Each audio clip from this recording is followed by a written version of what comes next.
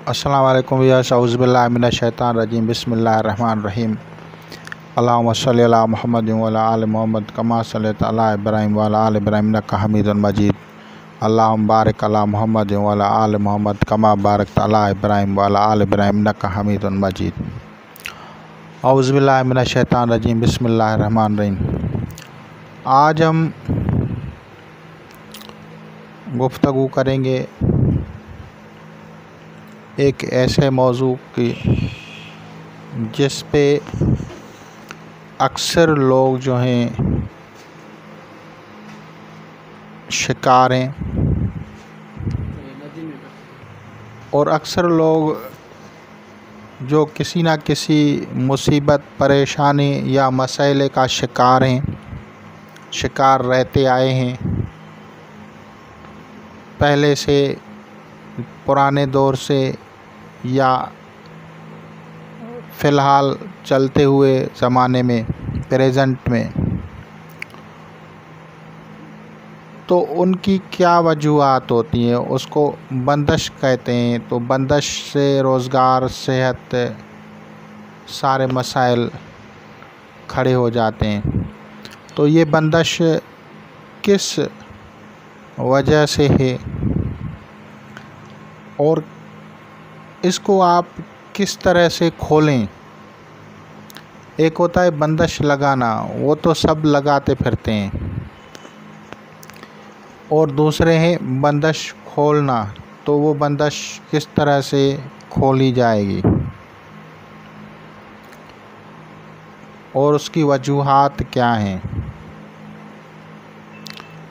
क्या आपने कुछ ऐसा अमल किया, कुछ ऐसे एमाल किए जिसकी वजह से बंदिश का शिकार हो गए। एमाल का मतलब सिर्फ पढ़ना नहीं है, यानी आपने कोई ऐसा, बल्कि ऐसा काम तो नहीं किया जिसकी वजह से आप बंदिश का शिकार हैं। तो इसको देखा जाता है 10वें घर से, 10th हाउस का जो स्टार होता है। वैसे अगर देखा जाए तो जैसा आप अमल करते हैं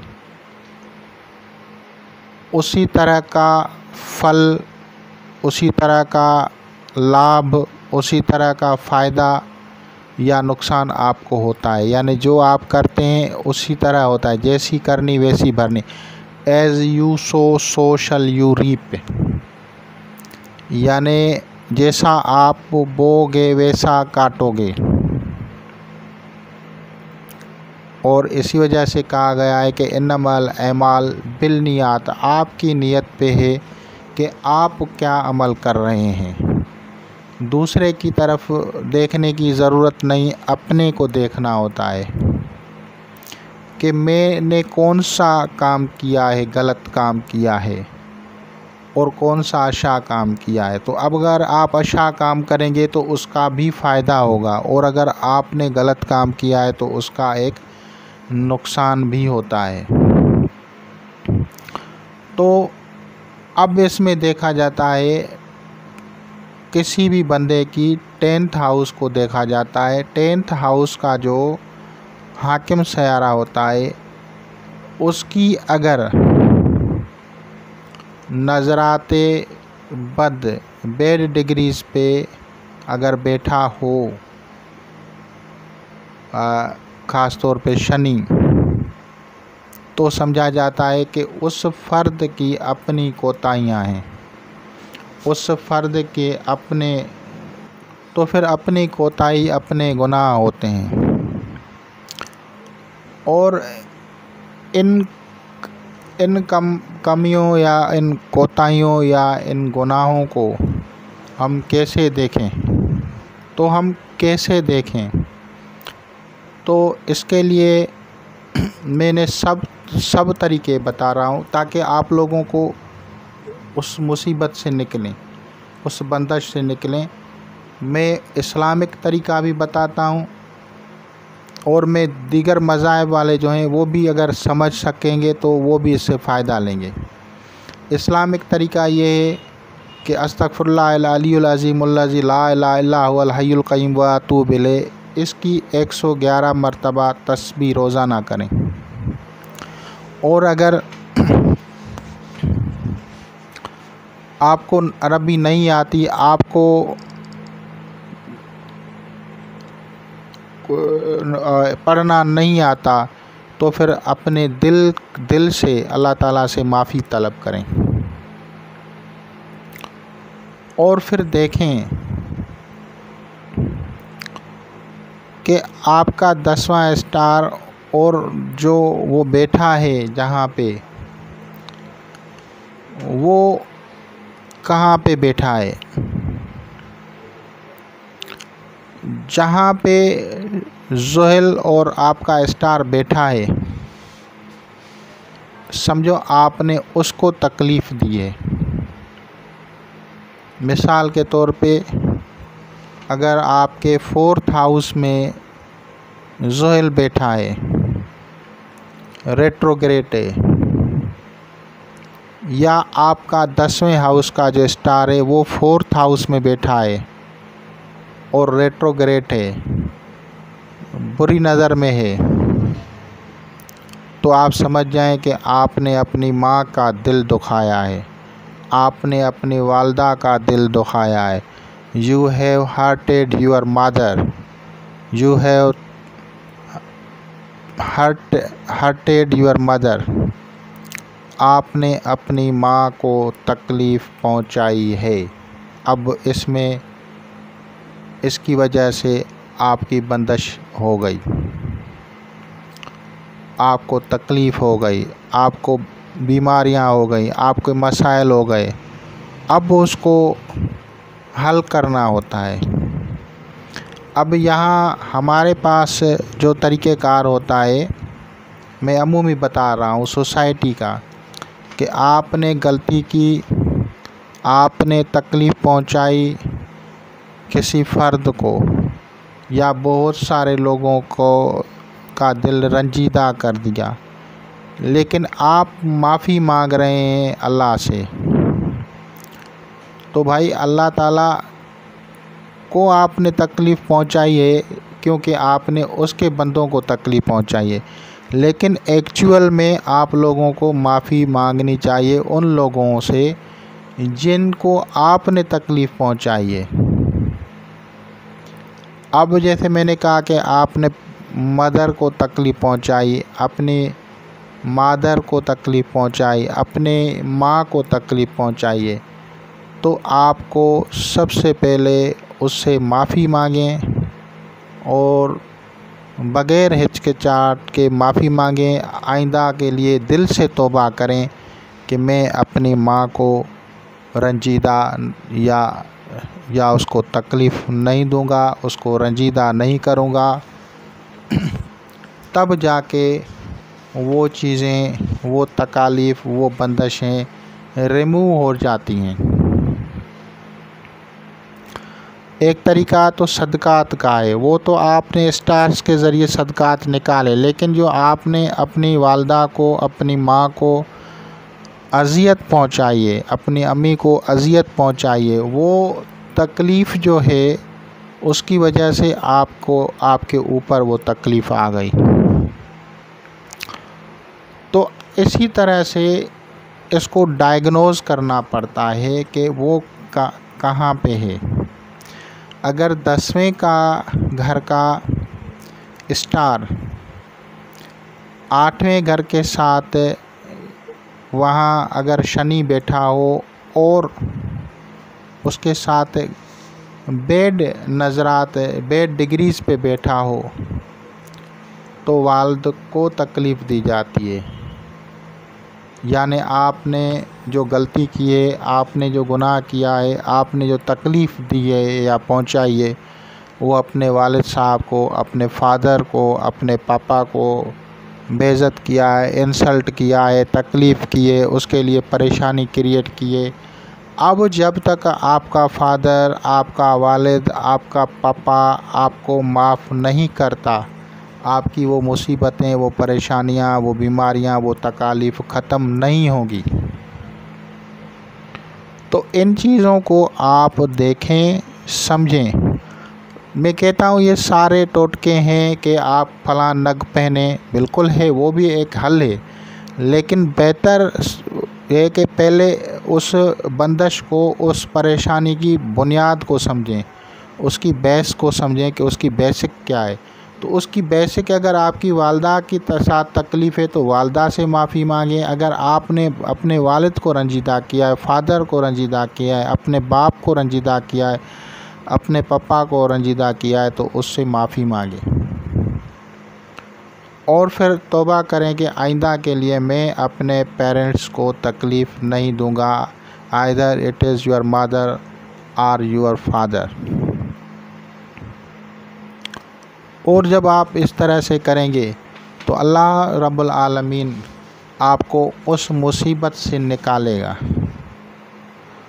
और वो सदक़ात जो स्टार्स के मुताबिक हैं वो भी अगर आप देते हैं तो बिल्कुल आप उस मुसीबत से मुकम्मल तौर पे निजात हासिल कर लेंगे।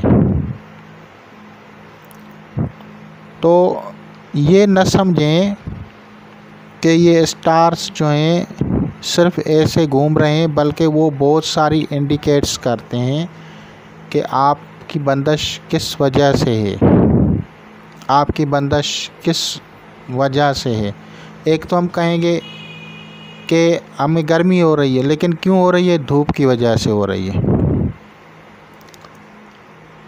तो इसी तरह से अगर हम किसी तकलीफ़ की बात करते हैं तो हम कहते हैं वो स्टार्स की वजह से ज़ाहिरन है, लेकिन अगर दूसरे ज़बान में हम कहेंगे तो वो हम मुआशरती लोगों के साथ होते हैं, क्योंकि हर आदमी का एक ना एक स्टार होता है जो आपकी फैमिली के हिसाब से, बाहर के हिसाब से, फिर उनकी वजह से अगर आप लोग किसी को मिसबिहेव करते हैं तो उसकी तकालीफ़ होती हैं।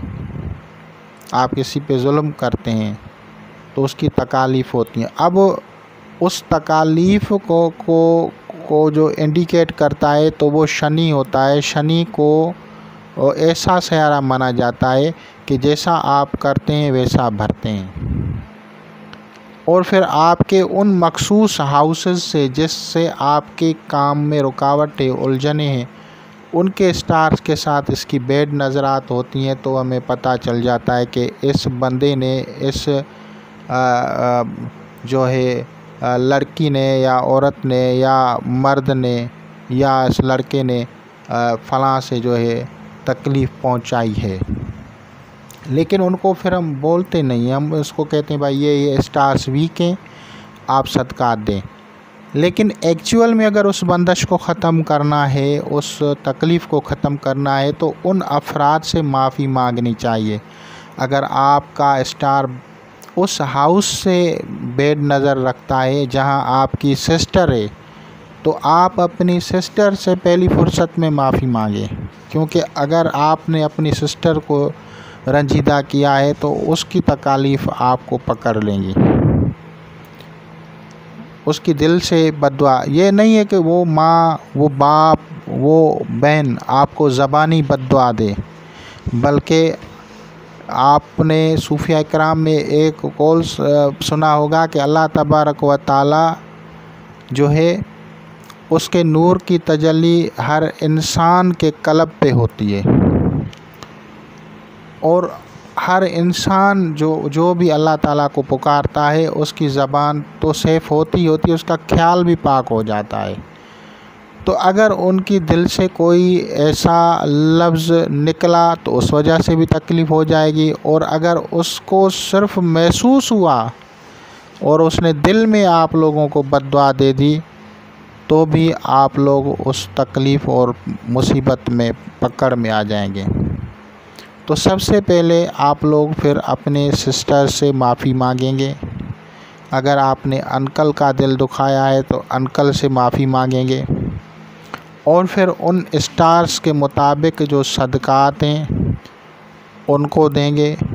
आइंदा से तौबा करेंगे कि मैं किसी की दिल नहीं दुखाऊंगा।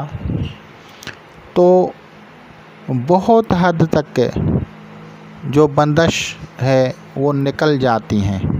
बहुत हद तक। लेकिन कोई कुछ अलहदा से अगर कोई और वजह हो सकती है जादू की बंदिश या, तो वो फिर अलहदा मसला है। लेकिन एक्चुअल जो अमूमी तौर पे बंदिश होती है तो उनको इस तरह से खोला जाता है, इस्तग़फ़ार की जाती है, उस फ़र्द से ज़ाती माफ़ी मांगें और कोशिश करें कि मज़हबी मुनाज़रात किसी भी किस्म के हों उससे इज्तनाब करें, बहस मुबाहिसे, क्योंकि इससे जिस किसी की भी अगर बेहुरमती हो गई तो उसकी भी पकड़ हो जाती है। जिसको आप गलत समझ रहे हो सकता है वो कुछ और हो, तो उससे भी पकड़ होती है। क्योंकि हमारे पास जैसे अस्माए अंबिया अलैहिस्सलाम है तो वो तो हमारे पास 35, 40, 50 या 100 होंगे ना, उससे ज़्यादा हमारे पास नाम भी नहीं है अंबिया अलैहिस्सलाम के। अंबिया अलैहिस्सलाम का जो तादाद वो लाख से ऊपर है, 1,25,000 से या इससे ज़्यादा है ना। तो अब उनके नाम नहीं है। अगर कोई अच्छी हस्ती हुई और वो किसी भी इलाके में आया हो और हमने उसके तरफ जो है कोई लफ्ज़ बोल दिया गलत, तो हमारी तो हर चीज़ चली जाएगी ना। तो इस वजह से इन बहसों से इज्तनाब करना चाहिए और किसी के बारे में बदगुमानी या बदख्याल नहीं रखना चाहिए। कोशिश करें अपने वालिदैन की इज़्ज़त करें, अपने अखलाकियात को दुरुस्त करें और आप खुद जब कोई भी कुछ करें तो ये दिखा करें कि मैं अच्छाई कितनी हद तक कर रहा हूँ। तो आपकी अच्छाइयाँ, आपके जो अच्छे अमाल हैं वो उन बुराइयों को, कमी कोताहियों को काट देंगी। तो इंशाअल्लाह ताला अल अज़ीज़ आप लोग इससे इस्तिफ़ादा करेंगे। बंदिश के मौजू पे मैंने ये असबाब अमूमी के तौर पे मैंने ये पहली वीडियो बनाई है। आगे चल के मैं इसके बारे में मज़ीद दूसरे पार्ट्स भी बनाऊँगा। खुदा हाफ़िज़।